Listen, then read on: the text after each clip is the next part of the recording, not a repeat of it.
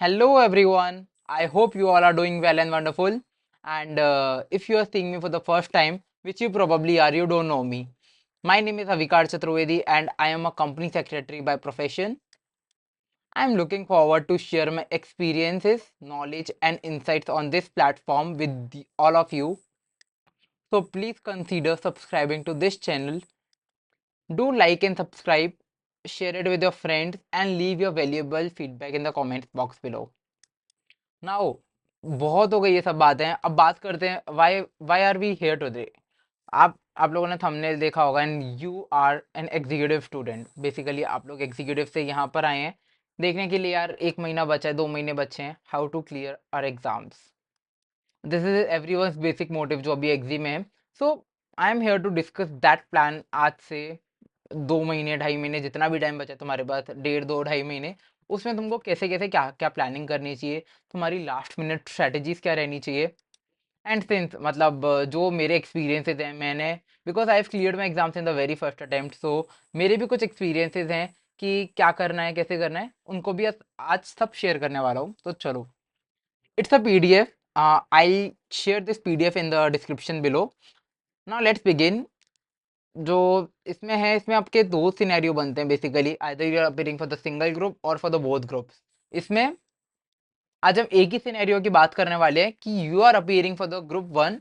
एक ही scenario and in which you are appearing for the group one. Because एक ही वीडियो में अगर मैंने सब बता दिया ना, दैन तुम लोगों के लिए दिक्कत होगी। समझना बिल्कुल ईजी नहीं होता है, ट्रस्ट मी, बहुत मुश्किल होती है। If you are appearing for the both groups ना, then also wait, I come up with a new video.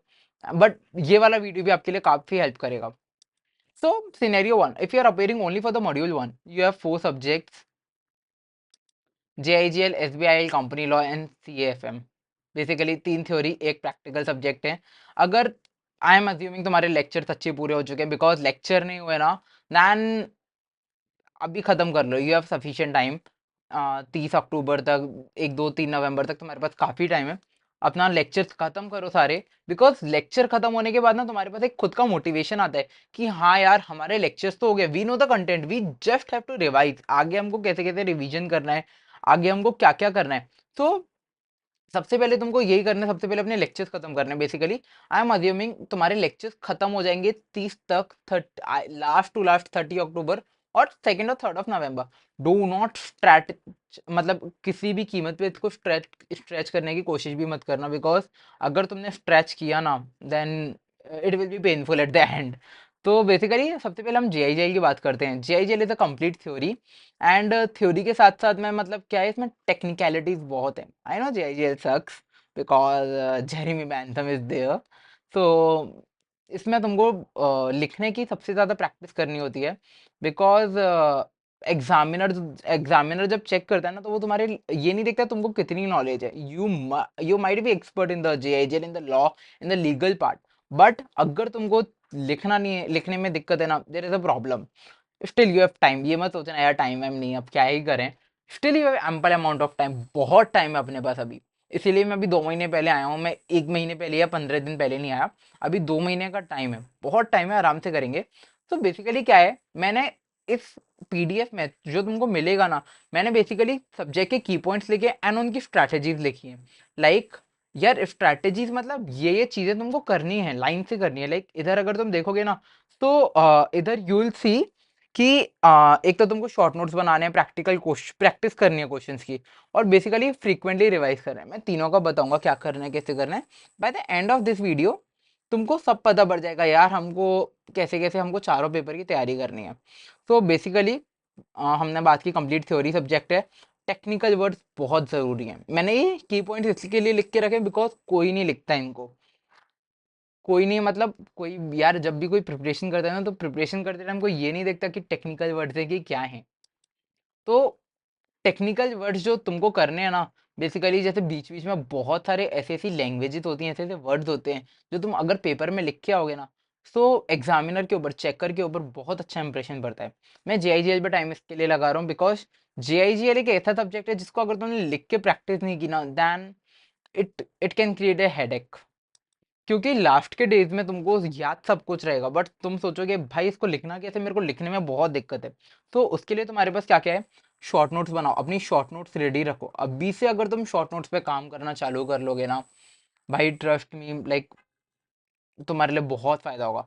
Practice questions, यार क्वेश्चन की प्रैक्टिस मतलब किसी भी सब्जेक्ट में चले जाओ, सब में जरूरी है।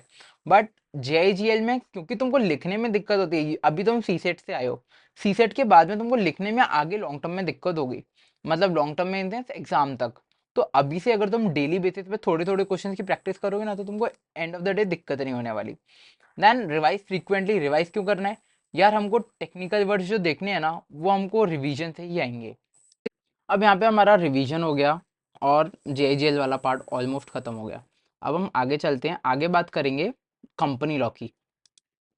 कंपनी लॉ, सीएस का कोर, कंपनी मतलब पूरे कंपनी सेक्रेटरियल कोर्स का एक कोर सब्जेक्ट है कंपनी लॉ। यहाँ पे एग्जीक्यूटिव पे व्हाट आईसीएसए एक्सपेक्ट इज कि तुम मतलब उसको अच्छे से एकदम अच्छे से मतलब यहाँ पे पढ़ के आओगे, जिससे कि तुम फाइनल में जाके अप्लाई कर पाओगे। बट अभी अपन को एग्जाम क्लियर करने पर फोकस करना है। तो बेसिकली इसमें तुम तीन चार चीज़ें कर सकते हो। जैसे फॉर एग्जांपल यहाँ पे मैंने लिखा है कि प्रैक्टिकल एस्पेक्ट्स हैं, तो अगर प्रैक्टिकल एस्पेक्ट जहाँ पर भी किसी भी कोर्स में, किसी भी करिकुलम में, किसी भी सब्जेक्ट में अगर तुमको प्रैक्टिकल एस्पेक्ट्स मिल जाते हैं ना, दैन अगर तुम एक बार तुमने उसको विजुअलाइज कर लिया ना, यार प्रैक्टिकलिटी में ये होता है, अगर ये मेरे साथ हुआ, मैं इस सिचुएशन में हुआ, तो क्या होगा, सो विजुअलाइज दीज थिंग्स। अगर तुम विजुअलाइजेशन पे आ गए ना यार, you will going to crack it at next level, because जब भी तुम किसी चीज को विजुअलाइज करते हो ना, वो तुमको पेपर में बहुत काम आती है। तो विजुअलाइज। देन सेकेंड थिंग, इसमें मैंने स्ट्रेटेजीज के लिए तीन चीजें लिखी हैं। एक तो बार बार रिवाइज करो। रिवाइज के लिए मैं क्यों बोल रहा हूँ बार बार, क्योंकि बार बार जो चीज तुम विजुअलाइज करोगे ना, विजुअलाइजेशन के टाइम पे तुमको वो चीज़ बार बार तुम्हारे दिमाग में पेपर के टाइम पर आएगी, तो तुमको आंसर लिखने में दिक्कत ही नहीं आएगी। एंड इसकी राइटिंग प्रैक्टिस मैंने इसमें मेंशन नहीं किया, बट अगर इसकी तुमने राइटिंग प्रैक्टिस नहीं की ना, ये तुमको सब्जेक्ट पक्का मारने वाला है। लाइक मैं फ्रेंकली बहुत क्लियर लैंग्वेज में बोल रहा हूँ कि अगर इसकी राइटिंग प्रैक्टिस में कुछ भी कमी रही ना, एक बार को जेआईजीएल की राइटिंग प्रैक्टिस थोड़ी कम कर लेना, जेआईजीएल या एसबीआईएल की। बट कंपनी लॉ एंड सीएएफएम की प्रैक्टिस मत छोड़ना कभी भी लिखने की। बिकॉज अगर इसमें क्या होता है, अगर तुम बार बार लिखने का छोड़ देते हो ना, तो तुम पेपर में प्रेजेंटेशन नहीं कर पाते हो। क्यों? क्योंकि यार यहाँ पे ऑलमोस्ट 80% के आसपास तुम्हारा वो वाला पेपर आता है, केस बेस। वो वाला नहीं, केस बेस पेपर आता है। तो केस बेस पेपर आता है, तो उसके लिए तुमको लिखना तो पड़ेगा यार अच्छे से। एंड केस बेस के लिए उनको वैसे ही आंसर चाहिए होते हैं। अब तुम बोलोगे यार हम पे केस बेस आंसर नहीं लिखने आते, तो उसके लिए I bring some other video. But suggested में मोर और लेस दिया होता है, so I try to make another video for that. SBIL, SBIL अगर तुम्हारा कंपनी लॉ पूरा हो चुका है ना, then you are half way done. मतलब genuinely I am saying you are half way done. Because जितना भी कंपनी लॉ वाला पार्ट है एसबीआईएल में, उसका जो तुम कंपनी लॉ में पढ़ के आते हो, उसको प्रोसीजरल में करना है सिर्फ। एंड प्रोसीजरल में करके तुमको पूरे मार्क्स मिल रहे हैं यार, what else you want seriously. Environment and labour laws को मैं हमेशा बोलता हूँ, इनको एक साथ में ही पढ़ना चाहिए, अलग अलग कभी मत करना। तो इन्वायरमेंट एंड लेबर लॉज मैंने स्पेशली लिखा है कि इनको हमेशा साथ में पढ़ना। इसकी स्ट्रेटेजीज क्या करनी चाहिए, मतलब यार ये प्रोसीजर थे इतने याद करने हैं, तो प्रोसीजर रिटेन करने के लिए कुछ ना कुछ तो करना पड़ेगा। तो यहाँ पे मैंने वही चीज़ बोली, प्रैक्टिकल एस्पेक्ट आ गया, सेम विजुअलाइज। बिकॉज विजुअलाइज अगर तुमने कर लिया ना इधर भी, यार तुम पेपर में मतलब तुम खुद सोचोगे कि हाँ यार भैया ने बताया था, विजुअलाइज किया, मेरे को पेपर में याद आ गया, दैट्स ऑल। एंड कोशिश करना एक पेज में एक प्रोसीजर लिख के रख लो तुम। मतलब जैसे तुम्हारा कोई स्पाइस प्लस का प्रोसीजर है या फिर कोई भी प्रोसीजर है, एक पेज में उस पूरे प्रोसीजर को तुम लिख के रख लो। अपार्ट फ्रॉम दैट इसके फॉर्म्स वगैरह होते हैं, तो फॉर्म्स वगैरह तुम नाम याद करते हो ना, एंड नाम वहाँ पे मेंशन करके आते हो। MGT 14 तो रट्टा मार लो। बिकॉज तुम्हारे फैकल्टीज वगैरह ने भी बताया होगा, MGT 14 जब भी स्पेशल रिजोल्यूशन आता है, तो MGT 14 तो जाते ही जाता है, उसको तुम लिख के आना, तुमको मार्क्स तो मिल ही जाएंगे MGT 14 के लिखने के भी। आंसर्स, हाँ या पॉइंटर्स मैंने ऊपर नहीं लिखा, बट इधर मेंशन करना है। पॉइंटर्स वाला जो पार्ट है ना, पॉइंटर्स तुमको फॉर श्योर मतलब कंपनी लॉ वाले पार्ट, कंपनी लॉ में तुमको थ्योरी और थ्योरी थ्योरी के अंदर पैराग्राफ के अंदर पॉइंटर्स देने होते हैं। बट SBIL, इसमें अगर तुम पॉइंटर्स में आंसर लिखते हो ना, then it gives you an extra edge. Now last वाला सब्जेक्ट है CAFM। आई नो वीडियो थोड़ी लंबी हो गई है, 8-9 मिनट की हो गई है। Will discuss about this and wrap it up. Then C F M आता है। C F M C F M अगर मतलब बिल्कुल एक प्रैक्टिकली सब्जेक्ट है यार, इसमें तो तुमको थ्योरी करनी भी नहीं है। बट अगर प्रैक्टिकल सब्जेक्ट में तुमने प्रैक्टिस नहीं की ना, ये तुम्हारी जान ले लेगा, लिटरली तुम्हारी जान ले लेगा। आई गेस देयर वाज हाँ। अगर प्रैक्टिस नहीं की ना अगर तुमने प्रैक्टिकल सब्जेक्ट में, ये तुम्हारी हालत खराब कर देगा। सो इसकी तो प्रैक्टिस करना। और एक चीज हमेशा याद रखना, कभी भी अलग अलग फैकल्टीज की बुक्स पे मत जाना। जिससे तुम शुरू से पढ़ रहे हो ना, उसकी बुक को रेफर करना, पढ़ना किसी से भी, बट बुक उसी को रेफर करना। एक के अलावा 100 बुक के पीछे मत भागना। जितनी ज्यादा बुक उतनी ज्यादा केओस। सो 100 बुक के पीछे मत भागना। देन फॉर्मूला, इसमें जो फॉर्मूलाज वाला पार्ट है ना यार, फॉर्मूला तो याद करने ही पड़ेंगे।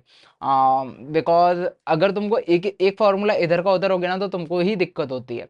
For example, if I take an example, अगर हमको डॉल निकालना है, डॉल निकालने के लिए हमको क्या चाहिए यार? एक तो वो वाला फॉर्मूला होता है, if I am not wrong, contribution upon EBIT. दूसरा एक फॉर्मूला होता है 1 upon MOS, margin of safety से निकालते हैं। सो अगर तुमको क्वेश्चन में दे दिया ना मार्जिन ऑफ सेफ्टी एंड तुमको फॉर्मूला नहीं पता, तो तुमको दिक्कत हो जाएगी। तो फॉर्मूला तो इसमें रटने ही पड़ेंगे। और रटेंगे कैसे यार? भैया यार प्रैक्टिकल सब्जेक्ट को भी रटने की बोल रहे हो यार? रटना नहीं, अगर तुम प्रैक्टिस करोगे ना, तुमको अपने आप ही रट जाएगा वो। तो एक वहां पे तुम्हारा वो वाला हो गया। देन अपार्ट फ्रॉम दैट,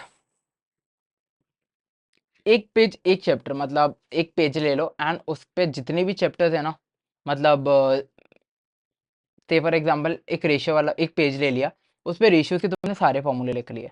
तो इट्स एक 1 page 1 chapter. Then I have written PPP. Practice, like इसमें प्रैक्टिस तो करनी बहुत ज़्यादा ज़रूरी है। बिकॉज अगर तुमने इसमें प्रैक्टिस नहीं की ना, तो तुमको दिक्कत हो जाएगी। मतलब एक बार को तुम किसी सब्जेक्ट की प्रैक्टिस नहीं करके पेपर देने चले गए, you can crack that. But अगर तुमने प्रैक्टिकल में प्रैक्टिस नहीं करना, तुम पे आता भले सब कुछ होगा, तुम लिख नहीं पाओगे, तुम्हारा टाइम मैनेज ही नहीं हो पाएगा। लास्ट थिंग, एक लेंदी क्वेश्चन हमेशा लेना एक चैप्टर में से, उसको करना। दैट विल सेव योर ज़्यादा टाइम रादर। मतलब अगर तुम क्या करते हो, एक एक टॉपिक का एक एक एडजस्टमेंट का अलग अलग क्वेश्चन लेते हो ना, वो ये तुम्हारा बहुत ज़्यादा टाइम ले जाएगा। बट अगर तुम एक बड़ा क्वेश्चन ले लेते हो एंड तुम ऐसा क्वेश्चन जिसमें सारे एडजस्टमेंट्स हैं, तो you can crack them easily. मतलब अगर क्योंकि पेपर में ऐसा कभी नहीं होता कि तुमको 20 नंबर का क्वेश्चन पूछ रहे हैं, पेपर में 4 या 5 मार्क्स का क्वेश्चन पूछते हैं। तो अगर तुम्हारा वो बड़ा क्वेश्चन हो गया होगा ना, उसमें तुम्हारे सारे एडजस्टमेंट्स आ गए होंगे। तो ये स्ट्रैटेजी मेरे को भी बहुत हेल्प किया था इसने। दैन अभी के लिए इतना ही, that's it for all. Thank you and do subscribe to this channel. अपने दोस्तों के साथ शेयर करना जिनको हेल्प हो, एंड लाइक करना, अपना वैल्यूएबल फीडबैक नीचे छोड़ना। Thank you so much. आने वाले वीडियोस को भी ज़रूर देखना, बिकॉज आप लोगों के लिए काफ़ी हेल्पफुल होने वाले हैं। That's it for all, thank you so much.